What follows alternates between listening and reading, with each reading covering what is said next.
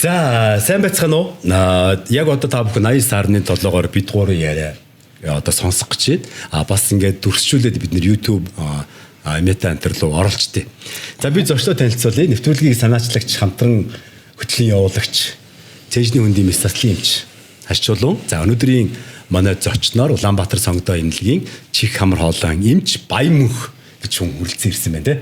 Игэлгүй хүн ирсэн.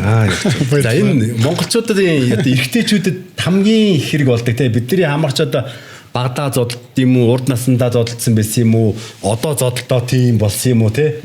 Бүгд л морин хамартай. Эсвэл бидний хамар ингээд үргэлж битүүрх юм. Энэ одоо юундаа байдаг юм бэ гэсэн асуултаас эхлэх үү? Хамар битүүрх бол ерөнхийдөө маш олон одоо шалтгаантай байдаг. Ер нь бол эрчүүдэд голомжлон бол хамрын таславч юм уу, хамрын эмтлээс болоод бага насандаа бол гэмтэж унснаас болоод эмчлэхгүй явсаар хагаад бас хамар их битүүрдэг тал байдаг. Өсвөр насны хүүхдүүдэд бол хамар бол харшлын гаралтай янз бүрийн өөрчлөлийн дараа хамрын тусаалга хэрэглэснээс хамар их битүүрдэг. Энэ талдуур л чихмар хоолой эмчнэр бол хамрын хөндөөгөр хамрын одоо үйл ажиллагаа сэргийг мэслийн хаалгаа хийдэг.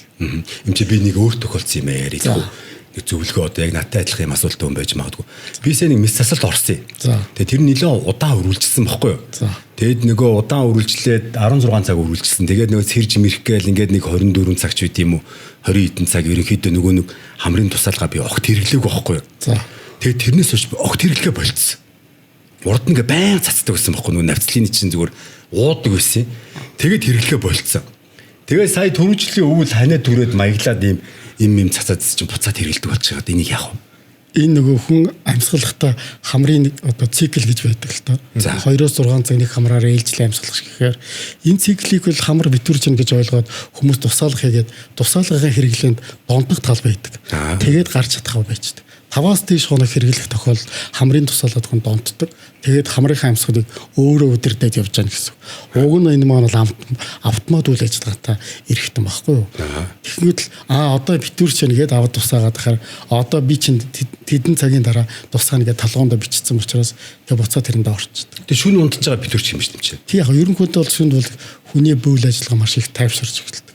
Тэгэхээр нөгөө хит идэвхтэй биш байгаа учраас хүмүүс хамар битүүрхийг зарим хүмүүс мэдрэхгүй. Зарим тусаалга хийдэг хүмүүс бол мэдрээд шүн авч байгаа автоматар тусаалга тусаагаад. Бүр андуура цаваа тусаацсан юм байдаг шүү дээ. Цаваа хажуудаа ингэ цаажсэн чинь нэр цаваа байсан гэж миний бүр найз гэсэн гэж. За одоо энийг би яаж гарч болох вэ? Гарах ямар арга чарга байна? Яг бол өөрийн төвчээр 2 дугаарт бол яг усан суурьтай бүр хамар цэвэрлэх уусмалуудыг хэрэглээд 20 минут л хийсчээл хүн бол дараагийн минутанд бол ингээд тэр хугацаа маш хэцүү байдаг. Тэрийг даван туучвал тэгээ дахиж хүн бодхоо байж дээ. Толгоо өвдөд идэв юм аа. Тэгээ хожоогон тэгэл гайг болчихсон. Тийм үү? Тий. Тэр үеийг давах хэрэгтэй юм биш. Тэр үеийг л даван туулах хэрэгтэй. Би бол хүмүүс зүгдэх. За ингээл 20 минут болоод өөх гэж байгаа юм шиг болно шүү. Майсан твшээ шал өөр юм бодно шүү гэдэг. Бис өөр дөр бас донтчихсэн. Тэгээд даван туучвал дараа нь бодогдохоо байж дээ. Яг тэгвэл салстай хит агшаагаад маш хурдан амьсгал авах хүчтэй тийм буст болоод тэр хүнд гоё санагддаг байхгүй. Тэр мэдрэмжийг авах гот хүмүүс аюух тусаад. Сүүлдөө навцлын хариант болоод олон жил хэрэглээд самалдгаа тайруулсан тохиолдол бас байдаг. За тэгэхээр чи бүр ингээд салстуудаа бүр ингээд агшаагаар бүр ингээд агшаасаар гал одоо тийм асуудал донтох юм шиг агшаасаар гал тэгэнгүүт нөгөө их олон хүн чинь амьд бүтээгдэхүүн болохоор ясан томроод ирэхээр дотортлынх нь ясыг аваад ингээд ойхгүй болгочдөг. За бид нэр эрчүүдэд одоо жишээлбэл одоо ингээд хамрын битүүрээд эсвэл ингээд морицсан хүмүүс байгаад байгаа шүү дээ тий. Байнга тусаалгаад байгаа ч гэдэм үү. Тэрнээсээ салахын тулд одоо жишээлбэл одоо танд очиж тэгшлүүлж болох болно. Таны дээр очиод уу? Манад бол болно. Гэтэ одоо нөгөө түрүүний бидний яриад байсан шиг нөгөө уруулын ингээд зөвхтгөө болцсон гэсэн үү? Одоо бол аль хүн хуучин радикал хагалгаа ихэ болсон. Аль хүн хүнд ээлтэй хамрын нөхөрөө баг нөгөө зүсэлттэй хаалгаруудыг хийдэг болсон. Яг тэгвэл хүний салстыг олон авах тусам хуурын шиг асуудлаас сэргийлээд амьсгалын дараа нь зөөлөн сайхан байхын тулд хамрын нөхөр хийдэг. Тэгэж одоо ингээд хаалгаа хийж яхад би нөгөө завсраар нь яваал орно. Ороод ирэхээр л ирэх ингэсэн ингээд нэг юм хүн дунд дуран барьцсан л ингээд. Тийш ингээд нөгөө хүнээ хөвтүүлчихэд ингээд дуранд харчаад ингээд доороо хийгээд байгаа байхгүй. Монголд уу? Тийш дурангаар хийж байгаа. Бүгдийг дурангаар хийж байгаа. Ямар гоё болсон юм бэ те. Энэ хүүхнүүдийн нөгөө нэг жоохон хамар янзлалдаг юм байгаа хийх үү? Тэр нь гоо сайхны гоо сайхан уу? Аа. Ер нь бол танд нөгөө хэм минийг оруулчихмаар санагдаад байхгүй юу? Нөгөө чи битэрийн нөгөө хэм минийг гэл бага ална шүү дээ, тий. Тэр нь гоо сайхны хагалгаанд ор авчих юм байна. хагалгаанд орд. Ер нь үйл ажиллагаа сэргээх хагалгааг гоо сайхны хагалгаад зэрэгцүүлэн баг хийдэг. Ихэвчлэн хүний хувийн хүсэлтээр хийдэг боловч хоёр өөр чиглэлийн хагалгаа болохоор шал өөр байдал. Одоо хамрын хагалгаанууд ер нь ямар төрлийн хагалгаанууд хийгдэж байгаа вэ? Хамрын амьсгал сэргээх хагалгаан дотор хамрын таславч, доол самалдаг, дунд самлаг багасгах, хамар даврын дурангийн мэслийн хагалгаанууд хийгддэг. Эдгээр бол хамрын төрөлхийн нэг хамар даврын хүндээнүүдийг өөрийнх нь байгалийн нөхөдийг дурангийн тусламжтайгаар экранаар харж байгаа томсгоод дараа нь хизээч үргэлжсэнд угаах, цэвэрлэх боломжтой болгодог. Тэгэхээр дахиж тэр камерын тийм үү янз бүрийн синуситийн өвчин дээр дахихгүй боломжийг бол ерөнхий нөхөндөө үүсгэнэ гэсэн. Тэгэхээр яг ингээд бүр ингээд томруулаад өгнө гэсэн юм нөхөд. Тийм ерөнхий нөхөй нь бол байгалийн жижиг нөх байдаг. Олон дахин одоо харшилтай, тэгээд өрөвсөлттэй удаа явсан тамхи татдаг улсуудад бол ингээд тэр жижиг нөх маань үйл ажиллагаа сэргиэх магадлал нь унтчихдаг. Тэрийг бол нөхийн томсгоод өгөхөр эргэлтийн уралдаан сайжруулахаар хамрын ялах зөөр гараад ирдэг болдог. Тэгэхээр энэ нөгөө синусийн эндоскопик хагалгаанууд гэсэн үг. Чихрүү усыг хамраар гарах тохиолдол яах вэ? Чихний хэнгэрийг цоорсон тохиолдол хамраас гардаг. Гарах уу? Тэгэхээр яг л холбоотой юм биш үү? Чих хамар хоолой гэж яриад тийм. Сонсголын гурсаараа хамар чинь болохоор залгиурын артлын хэсгээр чихтэй доошогоо амттай холбогддог. Хамгийн түүрэгт. Одоо биднэрт тохиолдож байгаа одоо жишээлбэл та бид нэг өдөр тутамдаа ийм зүйл хэвшигдсэн болж гэдэг юм уу те? Эсвэл ийм зовир илэрхтэн тэгээд нэг үзүүлчихгүй дээ, тэгээд нэг янзлуулчихгүй дээ гэд хүндрүүлэхтэй тийм ямар их хөвчлэн тийм тохиолдлууд байна. Ер нь хамар битүүрээд 7-оос 10 хоногт амьсгалын хурц үргэлжлийн дараа идэхгүй бол нэмчэд хандах хэрэгтэй.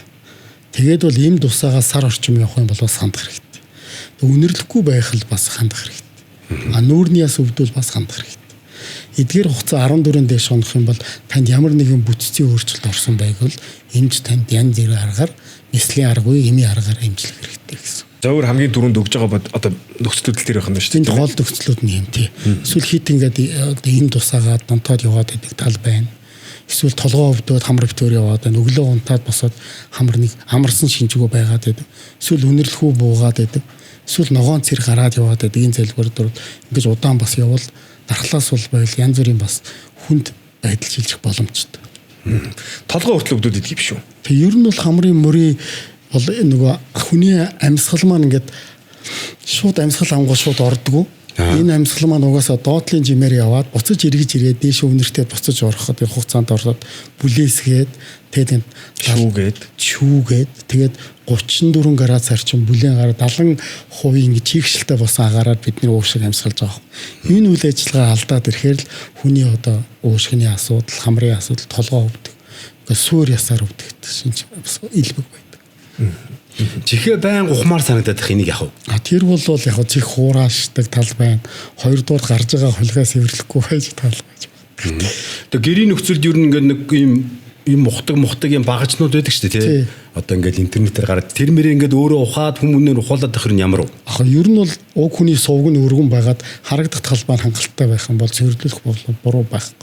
Хингэрэг мэнгэргээ цоолчихгүй бол тий. Хингэрэг нь сувгаас нэг 2 см орчим зайтай болохоор хэмжээг нь сайн бороод тохиол гайгүй дээ. Тэр болгон цэвэрлэгээний үед хингэргээ цоолсон хүмүүс бага байдаг.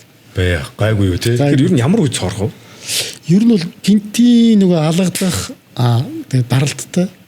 Тэгээд хүүхдүүд санавсгүй бас ингээд хатгачлаа. Хүүхдүүдээ чихээс цоололцсон хүмүүс орж ирж иглээс. 4 настай хүүхд тааж ингээд цоолцсон. Нөө зэлэг.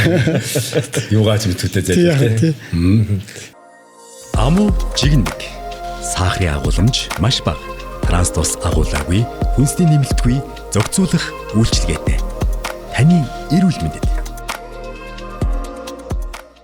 хамрны асуудлыг ингээд ярихад бол одоо тэгж байгаа шүү дээ. Нэг ургацхууд үүсээд байгаа гэдэг асуудлууд их гараад байгаа л да. Одоо нөгөө цацлагаасаа болоод юм уу, гөөл өөрөө ургачаад идэх юм уу. Одоо ер нь тэр яг юунаас үүсээд энэ хамрны ургацхууд их байдаг юм бэ? Хамар дайврын хүндийн ургацх нь бол ихэвчлэн бол харшлын гаралтай байдаг. Тэгээ энэ бол төрөлхийн хүний бас иммуноглобулин Е идэвхжил өндөртэй усуудад төрөлхийн полип ургалттай хүмүүс байдаг. Энэ бол яг өвчин намдаалт хэтэрхийх донтсон зарим хүмүүст бас ургадаг. Энэ бол полип бол хоргүй хэлбэрийн зүйлээд гэхдээ бол даамшрах аюул ихтэй алстай бол хүнд бас үнэрлэхүүх алдагддаг бас хэцүү өвч. Энийг түрүүний ярьснараа л нөгөө дурангаар авч дурангаа хагалгаар хийдэг боловч олон дахин хийхээр сорвжих асуудал ихтэй. Хамрын нөх маань өөрөө бас хидэрхий бас жижигхэн орчинд бас хийдэг бас эргэн тойрон бол маш аюултай эргэтнгүүттэй холбоотой байдаг. Нүүд тарих тэгээд хойдлоос суур тарих учраас маш их уур чадвар шаардна. Нэг YouTube дээр ингээл нэг хүмүүсийн холхийг ингээл аваад идэг ийм би бичлэг үздэг байхгүй юу? Ингээл хүмүүс заримдаа ингээд нэг үзсэн болохоор нөгөө дахиад гарч ирээч гэдэм үү. Тэгээ тэр юм чинь ингээд бичлэг танаар гарч ирээд идэв. Одоо чинь таны ингээд нэг хүний холх цэвэрлж байгаа тэр бичлэгийг бичиж болох уу? Болно. Одоо бол манайх бол нөгөө шууд ингээд дурангаар тавьж байгаа суруулаад бүр ингээд нүдэн дээр хянаад хийдэг л дээ. Одоо бол эндоскопик дурангийн хяналтан тэр бол аюултай юм биш. Дэлгэцийн ингээл бичээд их юм гарч ирд юм байли те. Яг нь ер нь бол эрүүний үйл ажиллагаа сул тэгээд дандаа зөөлөн идэх юм иддэг бол сүүлийн үед хүмүүсийн хууль гадарсан бол багассан.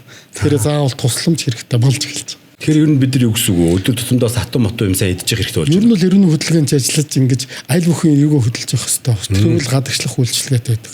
Бидний одоо идж байгаа үйл ажиллагаа бол арих зөөлөн болсон шүү дээ. Одоо бол аль бүхэн дандаа сайн болгосон. Тэгээд дандаа матлат гэдэг хагас бүтэн боловсруулсан махад идж байгаа учраас нөгөө хүний шүд эрүү ингээд тогтолцоонууд бас алдагдчих эхэлж байгаа. Орчин үеэс.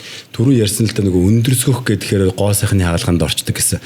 Одоо энэ тэгшлэх энэ төр юм чинь бол дурангаар хийхгүй үстэй. Тэгшлийг бас дурангаар хийж байгаа. Тийм ихтэй хэдэн оноос эхлээд ингэж тэгж хийдэг болчих. Ер нь бол Монгол улсад 2000 оноос эхлээд дурангийн мисэл орж ирсэн. Одоо энэс хойш бол 20 жил болж байгаа Монгол улс бол харьцангуй туршлагатай болсон. Тэгээ найз нар чинь яхаараа л тэгэж юунд ороод идэм болоо. Ингээд сөхүүлж байгаад орсон морсон гэж ярьдаг тий. Тэгэхээр яг одоо тэр чинь одоо сонготой эмнэлгийн хувьд бол хэдэн хувийн дурангаар та одоо камера бол одоо манайх бол радикал хаалгаа хөвчлэн дурангаар л хийдэг. Яг бол радикал хаалгаа бол хүндээ айгүй хэцүү. Хоёрдоох шүдний дээдлийн язоороос дээшээ авдаг учраас дараа нь л хаалгааны алсын өвдөлтэй өндөртэй байдаг. Нөгөө сөхөөд ингээд. Тэгэхээр гаж нөлөө ихтэй 15 жилийн дараа хүнд айгүй зөөвөрхтэй учраас нийтлэг хавдрын бус тохиолдолд өргөцсөн бисэл хийхэ болсон. Тэгэхээр ер нь бол минимал инвазив буюу одоо эмнэлэгт хэвтэх хугацаа нь бага байх нь өвдөлт нь бага байх нь ер нь бол одоо нэг дурангийн хаалгаа хийлэлэхэд хэд орчим хоног эмнэлэгт хэвтээд гарах вэ? Эмнэлэгт бол ерөнхийдөө дундаж орох хоног бол 3 хоног л хэвтэж шүү дээ. Хаалгааны урд өдөр бэлдээ дараа хаалгааны урд. За энэ нэг юм байна. Одоо жишээлбэл нөгөө навцлын хамааралтай болоод навцлын тусахгүй бол амьдрахгүй болчиход байгаа хүмүүс байгаад байгаа шүү дээ. За тэр хүмүүс биднэр бол 20 минут бол тиснэ. Тэр бол асуудалгүй тиссэн заяа. За 20 бол тис чинь. За 2 цаг бол тис чинь. 3 цаг, за 4 цаг бол тис чинь. Тэрнээс цааш бол тисч чадахгүй. Үнэхээр бүглэрүүд амар байд. Энэ дээр яах вэ зэмөр ямар имчилгээ таасаад болох вэ? Ер нь бол 4 цаг гэхээр хүний хамрын нөгөө амьсгалын циклийг таарч байгаа байхгүй. Тэгэхээр ийм тохиолдолд бол хамрын дотроос нь бас юм уугаад зэрэг дардаг.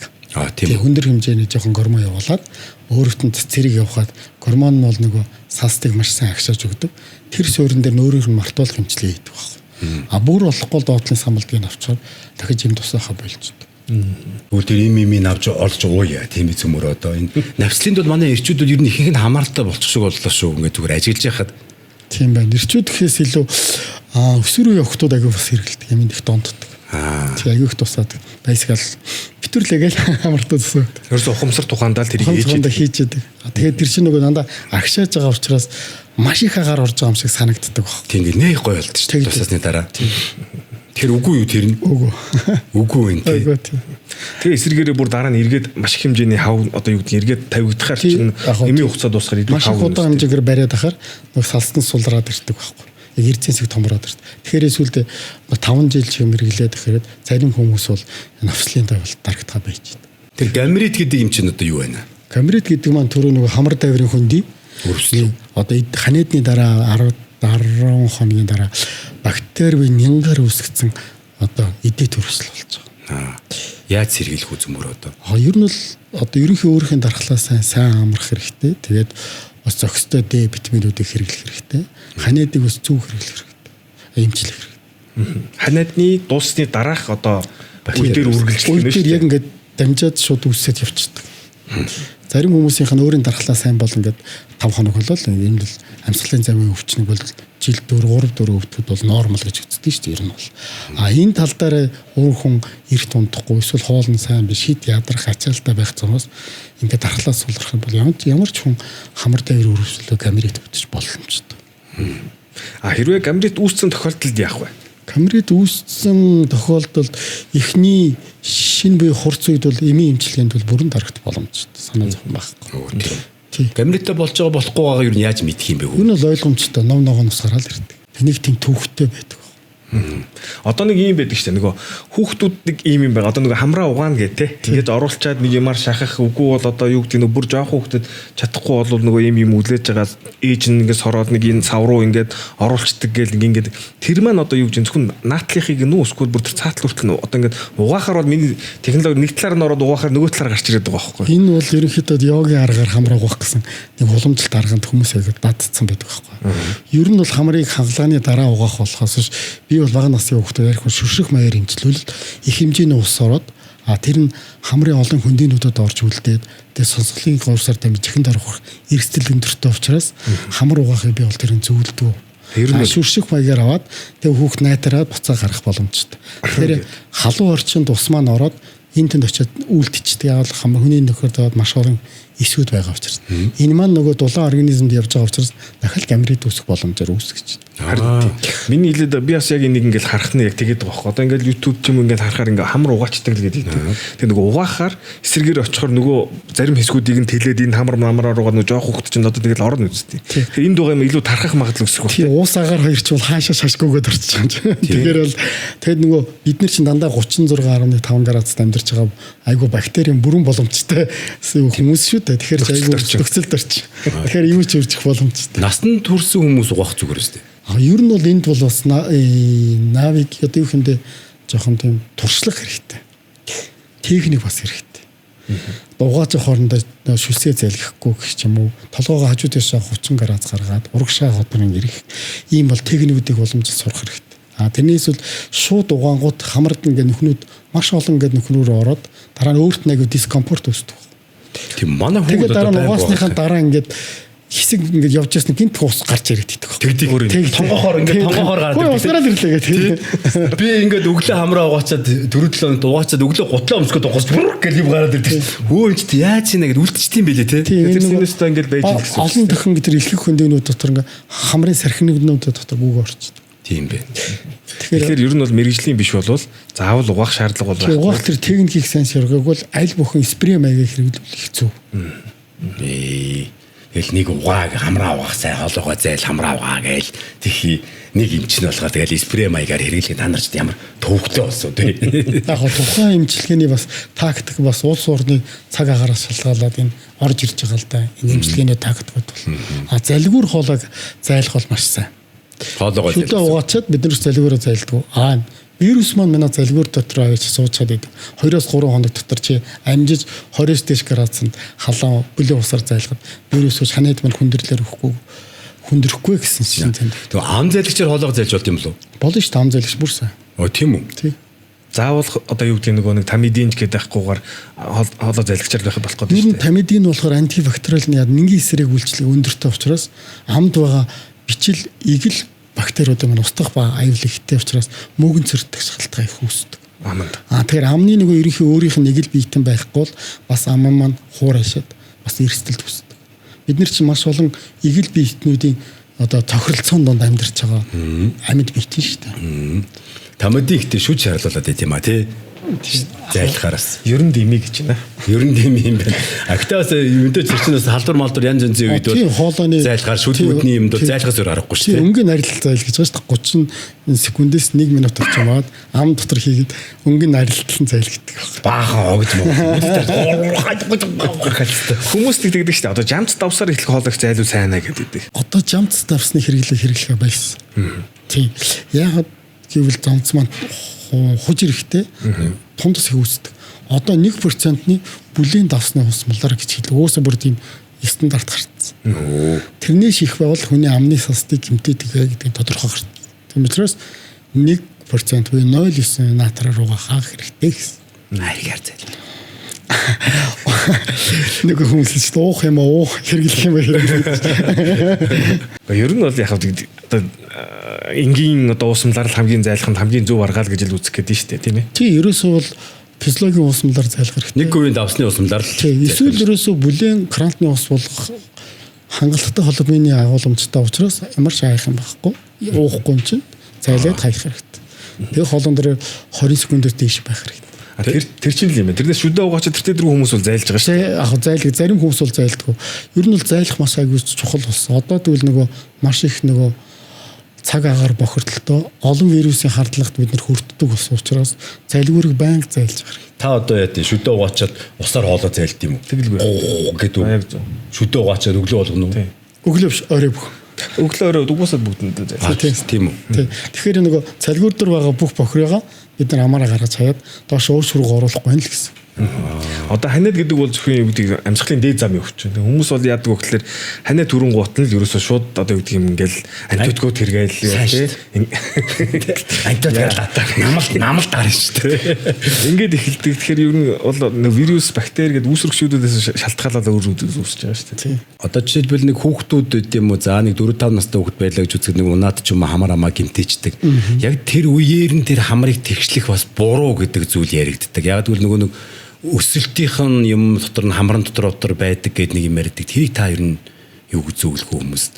Яг бага насны хүүхдээ хамар гэмтгэхэд бол их хвчлэн зөөлөн эдээс 80% тогтдог учраас үүсэж хэмжээг одоо том хүний шилжээгүй байж болно. Ихт их хэмжээний гэмтэл өгөх юм бол дурангийн хагалгаар өсөх зооны үлдээгээд хамрыг тэгшлэх боломжтой. Тэрийг нэг том болтолд хүлээгэж бас тэр хүнийг тэг зоож болохгүй. Нэгдүгээр гоо сайхны нөгөө талаар ясчаад бэхчээд ирүүл төр чинь илүү. Ер нь алсаа дамжаад бас их мөрөстэй. Хуучин тим тактик байсан одоо тэгэхээр баяс. За одоо юу гэдэг одоо ингээд та ингээд outpatient гэдэг юм уу одоо тийм ингээд ирж байгаа хүмүүсийг ингээд үзэхэд нэг ийм юм дээр эртгэн шиг ингээд нэг та нар нэг ийм имийг гэртээ нэг аваад хамрныхаа талаас бол одоо тийм жишээлбэл одоо юу гэдэг ингээд хамрны өрөвсөлтөө бол маск зүгээч гэдэг юм уу тийм иймэрхүү зөвлөгөөний талд энэ ер нь үзэж яхад явцад байна одоо ингээд янз янзын алдаад байна гэсэн үг шүү дээ тийм. Онцгой юу? Тий, ингээд нэг дийлийнх нь алдаад эсвэл нэг ийм үедээ ирээд үзүүлчихгүй чи одоо цаг алдаа л яваад их ингээд тийм юм байна. Хамар даврын өрөвсөлтөө байгаад юм өнөрлөгөө байгаад ирэхээр 14 хоногоос хэтрэхгүйгээр ирэх юм бол эмийн имчилгээ бүрэн болцоод хүмүүс ч ингээд өөрөө имчлээл яваад байдаг. Басан болоод 2 жил болоод тэгэл яваад. Гэтэ би хамар гимтэд үнэрлэх мэдрэмж буурдаг гэж бол би ерөөсөө сонсоогүй юм байна. Тийм бас байдаг юм байна тийм байна. Би нөө ковид туссан хүн л тэгдэм болов гэсэн чинь юу тус ханиад юу хамар гимтсэн юм уу хамрын өвчнөд үед бол үнэр мэдрэхэ болох тохиолдол байд юм биш үү? Ер нь хамар чинь болохоор амьсгалаас гадна үнэрлэх хэрэгтэнтэй. Тэгээ хүн бол нийтэд 200 гаруй үнэрлэхийг ялгаж авдаг гэж. Ковид тусгаар яагаад үнэрлэх мэдрэмж алдсан? Үнэрлэхийн нөгөө зон нь болохоор тэр яг ковидын дээр хэсгийн тэр салстыг маш их хавгнуулдаг. Удаан хугацаагаар. Тэгэхээр ковидын дараа нөгөө эмчилгээний шин тэмдгийн гайгүй болцоод хүмүүс ингээд нөгөө үнэр орохгүй байгаад эмчилгээгээ удаагаад яваад идэх байхгүй. Тэгээд нөгөө нерв маань ажиллахаа байчихдээ. Тэгээд бүр үнэрлэх эрхтэнгүй болсон ч аль байдаг. Үнэрлэхүү буутчвал амт байхгүй болсон. Тэгэхээр бидний нөгөө аппетит буюу хоол идэх туршлага маань буураад ирдэг. Тэг юм шүү дээ. Тэр чинь хамгийн гоё юм чинь гоё хоол идэж амтлах үедтэй тий гоё үнэр мэдрэх мэдрэмж чинь бас сайхан мэдрэмжүүдийн нэг шүү дээ. Тийм болохоор бас одоо дахиад сануулаад хэлэхэд 14 хоногоос хойш наад нүүр юу чинь болохоо болоод эхлэх юм бол нүүрний яс мас чинь өвдөөд байгаа бол тий үнэрлэх мэдрэмж яасан бол ногоонуус энэ төр гараад байгаа бол яаралтай мэрэгжлийн эмч тандна. Тэр интернетээр янз янзын юм үзээд үлэн шээсээс ороод ижил болохооргүй мэн тийм үү? Тийм шүү дээ. Тий.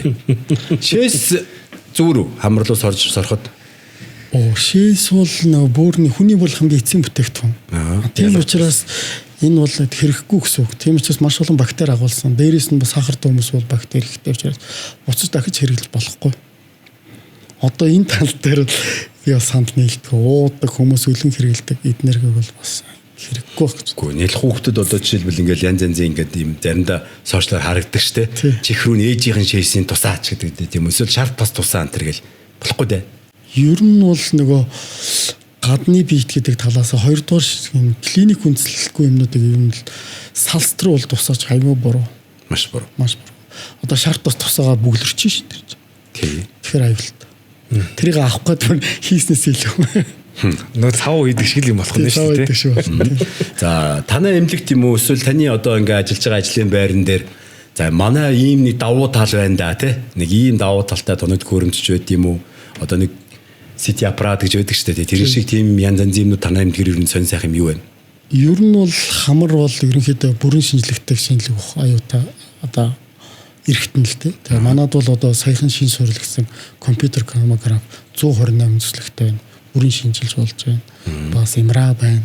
Хамрын одоо бүрэн дуран байна. Одоо бүх градусаар 30, 40, 70 гэж одоо аль ч үнцгийг хаашин харахаар боломжтой. Тэгээд энэ эднэргээр бол үндэслэж бол хамар дайврын хөндийн хөвлөх бүрэн онцлог боломжтой. Та ер нь хэдэн жил чих хамар бол эмчээр ажиллаж байна? Хангаах төгсөөл үү?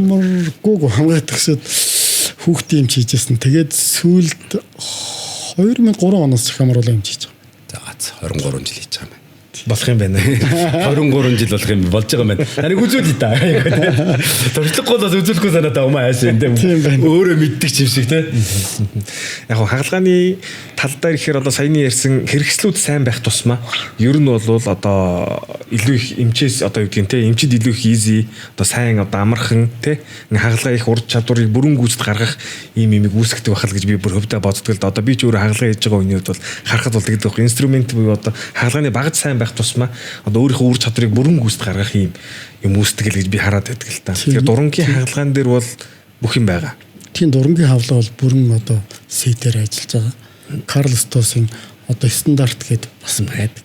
Ямар багажаар ямар хагалгаа. Одоо ер нь бол эмчилгээний стандарт дэлхийн нийтээр баригдаж байгаа шүү дээ. Тэр юу бол хийж байгаа. Нэг ингэдэг шүү дээ. Одоо ингээд чих жоох ингээд нөгөө нэг колхинда бүглрүүд ч юм уу ингээд тэгэхээр би нэг 2 3 удаа дээрүүд үзүүлж хагаад энэ тусаагаа тэр дэвтэйгээд эргээл тэгдэг тий. Тэгэхээр YouTube-ээр бичлэг үзэж байхаар ингээд хатуу ахтан л ингээд ямаар ингээд аваадах юм. Манад ер нь яг яадаг юм бэ? Эсвэл тэр одоо хоёр өөр юм бэ? Ер нь бол юу л да. YouTube бол entertainment. Ер нь бол нөгөө хөлхний шинж тамдаг одоо consistent байж тэрнээс нь шалтгаалаад соруулах хэмжээнд байна байхгүй бол одоо тэр хөлхийн бүтцийг шингээгээд зөөлрүүлдэг бас техник байна. Тэрийг одоо ч гэсэн хэрэгэлдэг. Хуучин шиг тэгж шууд угаахаа байсан. Одоо дандаа соруулж авц сэрэлдэг болсон. Тэр нь илүү одоо хүндээ бас таран багтаа хоёрдуурт нөгөө их хүтэн ус юм эсвэл өрөөний температур ус нөгөө дотор чихээ гимтээж хүн толгой ирэх унах магадлал өндөртэй байдаг. Чихэн дотор нөгөө тэнцвэр ирэхтэн байдаг гэдэг. Чих чинь бол аягүй чухал шүү дээ. Одоо бид нар чинь 3 зүг 4 юунд чинь яг халахыг чинь яг зааж өгч байгаа. Тэгж байгаа тий. Хагалгааны дараа одоо ингээ хүмүүс хагалгаагаа хийлгчээд тэгэн гут жишээлбэл нөгөө физиологоор яадаг вэ гэхээр хүн хөвчлэн хамраараа л амьсгалдаг. За ингээ 24 цаг 48 цаг ингээд нөгөө чихэстэй ингээд байна гэдэг бол одоо тэр маань юу болж байна? Ер нь одоо ингээ нэг зарим нь бол ингээ нэг юм пауэр тавиад хамарных нүхийг онгорхоо мөртлөө даралтаа хийж үүсгээд ингээд байгаа тохиолдол байх шиг байгаа юм тий. Жижиг таньж хахад хуучин шиг ингээд хамар маань 3 үеит байдаг байхгүй юу? Дунд тэгээд байдаг. Тэр бүгдэнд маарлж ихтэй байсан. Одоо бол зөвхөн доотлын жимд нь зүгээр смарт чихээс хийдэг болсон. Энэ чихээс мань өөрөөр вискоз материалтай өөрөө бүх салстын дээгүүр шингээгээд ингээд смарт маягаар ингээд том жижигэрж байгаад амьсгалын зан дээр тусалж ийдэг. Тэрнээс гадна бол тэгж актер даралт үүсгэх байсан. Залгуурлага өөрөөс орд. Хоёрдугаар тэр одоо смарт чихээсийн дотор бас нүхтэй байж болт хүний сонголтоор. Тэгэхээр амьсгалыг бас дэмжиж болдог. Гуравдугаар хүний бол хаалганы дараа өвчин намдагаас гадна седатив байдал их байдаг учраас энэ байдлыг хүм аягүй хөнгөн аваад тусчдаг. Нөгөө жоохон унтаа байдалтай байгаад өвчин намдаагаад гар. Тэгээд дараа нь чихээс авахаар чихээс мань өөрөө бас цусдахтай хүлчлэгээтэй. Тэгээд салстыг дэмжих хүлчлэгтэй болцсон. Одоо бол юм аягүй сайн болсон шүү дээ. Тийм учраас хаалганы дараа цус халдах, одоо хатах, таталтах эдгээр шинжээнд байх болсон. Тэдэн 100 м маарлал гардаг байсан гэж ярьдаг байдаг шүү дээ. 10 м маарлал хийдэг гэж бас ярьдаг байсан шүү. Баг үнэн баг шүү. Үнэн шүү. Тэрнээс болоод хүмүүсийн хаалгаанд ороход аягүй айдаг байсан. 24 цаг ингээд чихээстэйгээ ингээд байж нэстэй амар гэл ингээд. Тэр чинь л нөгөө навцтын тусаахгүй байгаатай л адилхан баггүй юу? Ер нь бол зүүстэй бас. Юун дээр одоо ингээд саяхан ингэж байгаа байхгүй. Яг одоо би яг энийг асуусан бэ гэхлээр саяхан яг миний нэг танил маань над руу уцаар ярьж байна. Байна уу уцаа авсан чи. Харин манай хүүхэд хагалгаа илгэсэн. Тэгээ ингээ хагалгаа илгээд одоо 15 6 таа хөхт. Тэгээ хагалгаа илгэчихэд ингээ яасан чи ерөөсөө ингээд энэ хот өмгөрц юм уу? Эсвэл энэ ер нь өмхий байгаа юм уу гэд. Тэгээ ингээ юусе ахаад нөгөө газар очиж үзүүлсэн чинь энэ маарлын дутуу авцсан байна гэд ингээ авч ирсэн байхгүй. Тэгээ нөгөөтг нь энэ дотроо байгаад Ингээд үнэр орцсон. Тэгээ нөгөө тэр нь ингээ үнэртэд ингээд байгаад байна гэдэг юм байсан болохоор саяны асуултыг асууж. За одоо Марл тэгээ тэр саяхан үлдээсэн л шүү дээ. Марл хийсэн байна. Саяхан гэхэд л одоо жишээлбэл тийм байхгүй. Тэгэхээр бас яг энэ давуу чанарууд нь юу вэ гэдгийг л асууж байгаа шалтгаан нь тэр байлаа л гэж. Аль юм л гэсэн. Тэр яагаад Марл үлдээч. Дээрээс нь юм одоо бол одоо ингэж байгаа. За гэртээ хүүхдүүд жишээлбэл том хүнч гэдэг юм уу. За хамарнаас тусгаарлаа гэх. Тэгээ одоо ингээ янз бүрийн шалтгаанаар хамарнаас тусгаарна шүү дээ. За ер нь энд яг ямар арга хэмжээ авах хэрэгтэй юм бэ? Зарим хүмүүс бол ингээд байнгын ингээд нөгөөтгөө аваад одоо ингэчлээ гээл залгаал тэгээл нөгөөтгөө хамрааж ихээсээ гээл ингээд аваад тах юм. Ер нь ямар арга хэмжээ авал Хамрын цусаалт бол нэг хөвчлэн хамрын уртлын хэсгээс буюу 80% нь гардаг гэж үздэг. Энэ бол 5 минутын дараа юм уу 10 минутын дараа зогсох боломжтой гэж үздэг. Суур яг даралтыг идэр байна уу ба шалгаж үздэг. Тэгэхээр хүн бол цусаа залхихгүйгээр урагшаа тонгоогоод тэгээд цусаа гаргаж явах хэрэгтэй байхгүй. Айгаал сандраа буцаа залгаад буцаа сандраад тэг хамраагаа ингээд дараад 5 минут орчим дарах хэрэгтэй. Бүр болохгүй нөгөө юм угаадаг хавчаар штэ ингээд дарчих хэрэгтэй байхгүй. Тэгээд ингээд яг тэр чигээрээ ингээд дарагдахгүй эмнэлэг дээр очих хэрэгтэй. Эсвэл хамар руу одоо ингээд өөрөө ингээд шимэгддэг бас янз бүрийн цус тогтоох эмчилгээнүүд юу жижиг чин боолууд байдаг бас. Тэр хийгээл дарагдахгүй эмнэлэгт очиод тэр калибрийн судснаас хамаарат түлэх хэмжлэг бас хамрагдчих. Тэр нь судас агарч яана л гэсэн үг. Тэг яг янз бүрийн даралтаар байгаад хамрын тэр даралтын дотор жижиг судснууд хагарсан байна л гэсэн. Эсвэл яг суур олон өвчин байна. Ер нь ихэвчлэн тохиолдолд бол 5-аас 10 минут миний цус тогтох ёстой гэж итгэх хэрэгтэй. Маш их паниктаад өөрөө сандардаг. Тэр нь нөгөө улам их даралтай нэгсвэл улам сандраад тэгэд олон судсууд зэрэг хагарах магадлалыг үүсгэж. Жохон байхад зодолж байгаа л цус гараал ингээд хамар байхгүй болсон сард үсдэг. Ингээд байхгүй хамар яач вэ гэл. Тэ? Тэгдэг байсан тэ. Яг тийм мэдрэмж гардаг тэ. Хамраас цус гарахаар. Яг хүүхдүүд болохоор нэг коагулят одоо бүлгэнэлт өндөртэй учраас мас урдан тогтож байна шүү дээ тэр чинь. Тэрнээс үл гэмтэл авчаал засгарч байгаа шүү дээ. Ер нь бол чимхэг л аягүй зүйл юм байна шүү дээ. Чимхээ доошо тонгоо 5 минут хүлээ гэсэн. Шаардлага шууд тэгтэй байна. Манайхан дэш хараа хүлээгээд хүмүүстэй бас зүгээр шүү дээ. Хамраа их ухдаг хүмүүс байдаг шүү дээ. Байн ухдаг. Тэр одоо ингээд нус гарч ирээд ухаад байт юм уу? Эсвэл ийм арьс марьсны ягаад байт юм уу? Ер нь хамраа ухах сайн уу юу? Энэ хайгуу зөв асуулт байна. Ерөөсө хамар дотор гараа хийж болохгүй гэж би бол зөвлөмөр гэдэг. Яагаад гэвэл хамрын үйл ажиллагаа өөрөө хамар маань цэвэрлэх бүрэн болоход хүмүүс ч ингээ хараа, донгоогоод үзээд ингээ ухаад ингээ гэдэг. Тэд нар чинь тодорхой хугацаанд цэвэрлээд өөрөө гарч явах хэрэгтэй. Их хуурашаад байх юм бол тос дүрхэж болно. Одоо баязлын айл бүхэнд байдаг шүү дээ. Тэрэндээ жоохон чих цэвэрлэл дотор гээд хөнгөр хийгээд ээлжлээд ингээ тэгэд ингээ урсах хэрэгтэй. Тэгээс хамар ерөөсө гараа оролдоод үзээд мэдрээд хийнэ энийг бол ямар ч хэрэггүй гэж байна. Амар их ухтдаг тийм. Автобус дотор ч зүгээр дээр ич. Тэр бүр хорон байхгүй болцсон ингээл. Тэгээд ийм гарч ирээд байгаа юм уу? Яагаад байгаа ингээд. Хамрынхаа нэг таславчиг цоолцсон кейсүүд биш шүү дээ. Доош ингэж ингэж юм. Одоо ингээд байнга 5 тогтоодохоор аваалахаар салсан ингэрсээр ягаад ингээд мөгөрсмөд цоорчдөг. Нөгөө хамар захтанахаар уухандэ гэдэг штэ. Тэр юу нь ямар учиртай? Ягаад ер нь хамар ингэ захтаад байна? Энэ гадна талын харьсны асуудал бол дотор талтай хамаарах. Хамаарах үү те. Гаднаа захтанж байгаа юм байна шүү дээ. Гаднаа захтанж байгаа. Тэр л доторт ямар ч асуудал бол. За баярлаа. Хашаамжт асуулт байна. Байхгүй. За баярлаа. Тэгээд бид хоёр юу яаж байгаа юм нөгөө подкаст хийгээд байгаа. Тэгээ маш олон төрлийн маш олон эмч нартай хийлгээд байгаа. Тэгээд бидний ярьж байгаа зорилго бол одоо энэ нэг интернетээр янз янзын хүмүүс ингээд нэг зөвлөгөө өгөөд идэв байхгүй юу. Тэгэхээр тэрийг дагаж хүмүүс их намраад байна. Тэгээ тэр нэг буруу юм болов. Тэгээ мэрэгжлийн хүмүүсээс ингээд нэг сонсоод ядаж ингээд навцлан хэрэглээд байвал яг яах ёстой юм бэ? Яах юм?